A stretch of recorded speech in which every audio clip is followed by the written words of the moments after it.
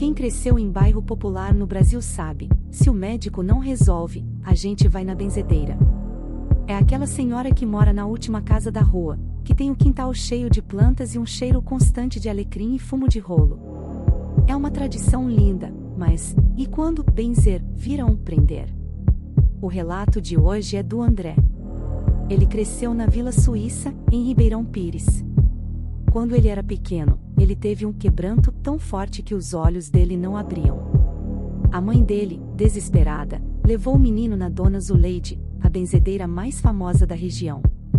O que aconteceu naquela sala cheia de santos e velas mudou a biologia do André para sempre.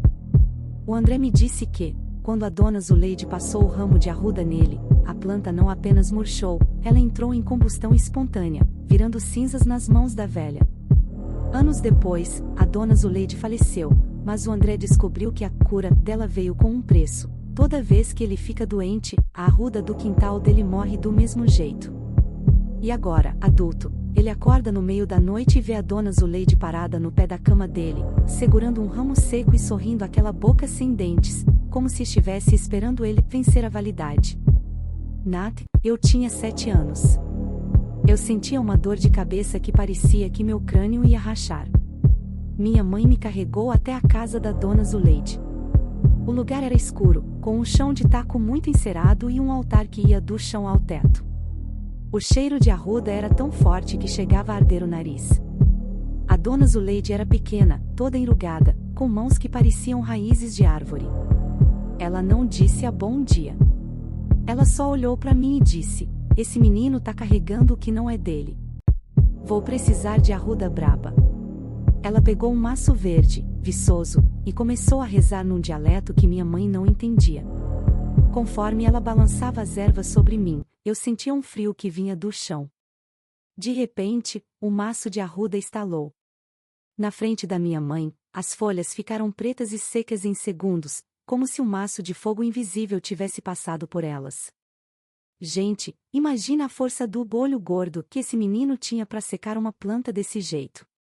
A Dona Zuleide disse para a mãe dele: "Tá curado, mas o destino dele agora tá amarrado no meu jardim. O que for para ele, a planta recebe primeiro." Na época, parecia uma bênção. Mas a Dona Zuleide morreu em 2015. E foi aí que a proteção virou perseguição. Nath, hoje eu sou adulto, moro sozinho e tenho meu próprio quintal. Por hábito, eu planto arruda na entrada, como minha mãe ensinou. Mas algo bizarro acontece. Sempre que eu pego uma gripe forte ou passo por um momento de estresse pesado, eu acordo e encontro minha arruda morta. Não é seca de falta de água, é carbonizada, preta, exatamente como no dia do benzimento. Na semana passada, eu peguei uma virose pesada. Tive febre de 39 graus. No auge do delírio da febre, eu ouvi um som de chinelo arrastando no meu corredor. SSHHH. SSHHH, SSHHH. Eu achei que era impressão, mas quando abri os olhos, o quarto estava frio. No pé da minha cama, no escuro, estava a silhueta de uma mulher pequena, curvada. Ela segurava um galho seco. Quando a luz da lua bateu no rosto dela, eu vi, era a Dona Zuleide. Mas ela estava cinza, com a pele parecendo papel velho, e ela sorria para mim, um sorriso largo, sem dentes, com uma língua que parecia um pedaço de carvão. O André disse que tentou gritar, mas a voz não saía. A velha se aproximou, passou o galho seco no rosto dele e ele sentiu o cheiro de fumo de rolo e terra molhada. Ela sussurrou no ouvido dele: "Tá quase na hora de trocar a erva, meu filho. O jardim tá chamando." Ele acordou suando frio, e quando foi ver o vaso de arruda na porta, ele tinha explodido. O barro estava espalhado por toda a varanda. O André me confessou que, depois de ver o rosto acinzentado da Dona Zuleide no pé da cama, ele não conseguia mais ficar em casa. A sensação de ser protegido por um cadáver era sufocante. Ele pegou o carro e dirigiu até a antiga rua onde a benzedeira morava em Ribeirão Pires. Ele precisava saber se tinha algo lá, alguma coisa que pudesse cortar aquele laço.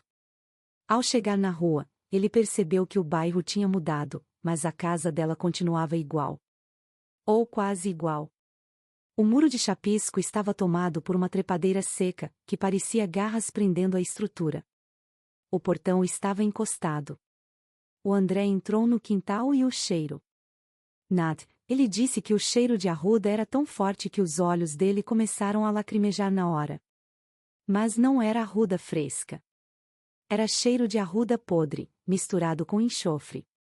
Gente, imagina o estado desse lugar. O André disse que o chão do quintal da dona Zuleide não tinha grama, não tinha terra batida. Era uma camada de quase 10 centímetros de cinzas. Cinzas de ervas que foram queimadas em rituais durante décadas. E no centro do quintal, havia um tronco de uma árvore morta que parecia a silhueta de uma pessoa rezando. Enquanto o André olhava para aquele tronco, um vizinho de muro, um senhor que devia ter quase a idade da benzedeira, apareceu na fresta do portão. Ele olhou para o André e disse: "Você é um dos meninos da Zuleide, não é?" "Eu lembro do seu rosto." O André confirmou. O velho então soltou uma informação que fez o André perder o chão. A Zuleide não benzia de graça, rapaz. Ela tirava o mal de vocês e plantava aqui no jardim dela. Cada arruda que secava na mão dela era uma vida que ela comprava para a terra. Quando ela morreu, ela não foi pro cemitério da cidade. Ela pediu para ser enterrada ali, debaixo daquele tronco, para continuar cuidando do que ela plantou. Ponto. Vocês entenderam? O benzimento não era uma cura definitiva, era uma transferência. O mal que estava no André criança foi armazenado no jardim. E agora que a guardiã do jardim estava morta, a conta estava chegando. O vizinho disse que, desde que a Zuleide partiu, ele ouve o som de gente chorando e tossindo vindo de dentro da terra daquela casa toda madrugada. O André, desesperado, perguntou como cortava o vínculo. O vizinho deu um sorriso triste e disse: "Você não corta. Você só renova. A Zuleide prometeu para a terra que vocês seriam o adubo eterno dela." Naquela hora, o André sentiu uma fisgada violenta no peito, a mesma dor da febre que ele teve dias antes. Ele olhou para o chão de cinzas e viu algo se mexendo. Pequenos brotos de arruda começaram a rasgar as cinzas em volta dos pés dele. Mas os brotos não eram verdes. Eram pretos. E eles cresciam numa velocidade impossível, enrolando nos tornozelos do André como se fossem arames farpados. Ele ouviu a voz da dona Zuleide vindo debaixo da terra, abafada, mais nítida: "Vem cuidar das minhas plantas, meu filho, o jardim tá com sede." Ele caiu de joelhos e sentiu as cinzas entrarem pelas suas narinas, sufocando-o com o gosto de fumo e morte. O André disse que sentiu mãos geladas puxando-o para baixo, para dentro daquelas cinzas. O vizinho apenas fechou o portão e disse: "É o ciclo, rapaz. É o ciclo." O André jura que, por um segundo, a visão dele escureceu e ele viu milhares de galhos de arruda secos formando uma gaiola ao redor dele. O André conta que, no momento em que as raízes pretas de arruda apertavam seus tornozelos, ele sentiu um estalo na mente. Ele lembrou de algo que a mãe dele nunca tinha contado direito sobre aquele dia, anos atrás. Com um esforço sobre-humano, ele conseguiu puxar o celular do bolso e ligar para ela. Quando ela atendeu, a voz dela estava trêmula, como se ela soubesse o que estava acontecendo. Ela confessou: "André, a dona Zuleide não pediu dinheiro. Ela pediu uma peça de roupa sua usada e um pouco do seu sangue naquele dia. Ela disse que ia te proteger até ela não ter mais pele no corpo. Mas agora que ela virou terra, ela quer a proteção de volta." A mãe dele começou a rezar um salmo ao telefone, e o André diz que, conforme as palavras dela ecoavam pelo viva voz, a pressão nas pernas dele diminuiu. Ele conseguiu se desvencilhar das raízes e correu para fora daquele quintal de cinzas, deixando para trás um pedaço do seu sapato, que ficou enterrado sob o tronco morto. Ele escapou, mas o preço foi alto. O André me disse que, desde aquele dia, ele nunca mais ficou doente. Nem uma gripe, nem um resfriado. O que parece ótimo, né? Mas ele vive com um medo constante. Porque ele percebeu que a arruda na porta dele agora não morre mais, ela fica eternamente seca, rígida, como se estivesse embalsamada. O André se mudou de Ribeirão Pires, foi morar em um prédio alto, longe de qualquer jardim.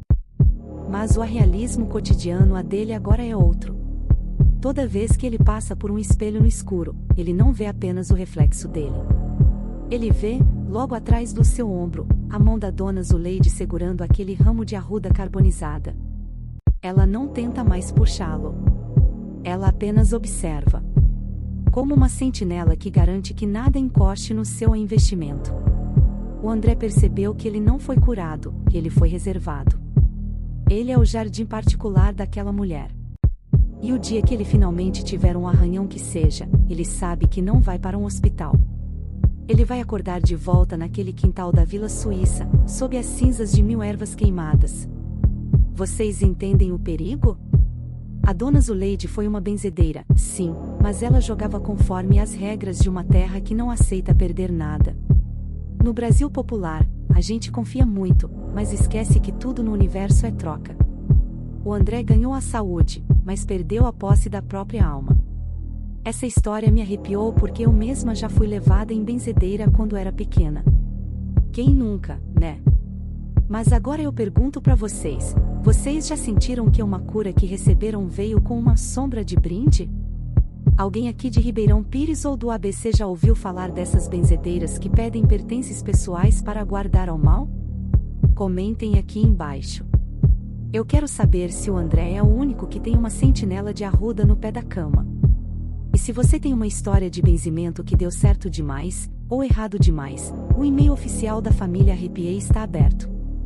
O nosso próximo caso nos leva para o litoral norte de São Paulo, em uma casa de veraneio em Caraguatatuba. O inquilino encontrou uma coleção de conchas sob a cama que, à noite, começavam a sussurrar os nomes de quem ia se afogar naquela temporada. Até lá, e se forem se benzer, levem a própria erva. Nunca confiem no que já está plantado no jardim dos outros. Se você curte histórias de terror, se inscreve no canal Arrepiei.